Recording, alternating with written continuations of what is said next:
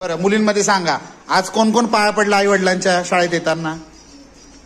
तुम्ही. बाकीचे विसरले बर का. हा, मुलांमध्ये हात वर करा. चला, कोण कोण पाया पडून आलं? कार्तिक नक्की का? खोटं नाही बोलायचं. बरं, लक्ष द्या इकडे. आज कोण कोण पाया पडले आई वडिलांच्या? हात वर करा.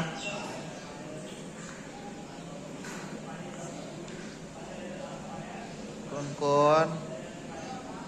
बरं, मग आज शाळेत येताना कोण कोण पाया पडले आई वडिलांचा? हात वर करा. 3 मुली, 4, 5, 6 जण.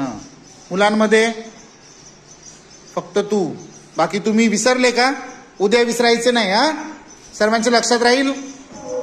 बरं, आज मग कोण कोण पाया पडून आला आई वडिलांच्या? हात वर करा.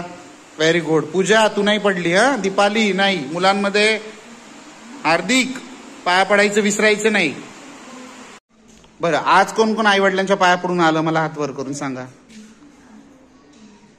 मुलांमध्ये केशव, विसरलं का? नागेश्वर, विसरायचं नाही. हा, आज कोण कोण पाया पडून आला आई वडिलांच्या? हात वर करा. अरे वा, व्हेरी गुड. सर्व पाया पडले.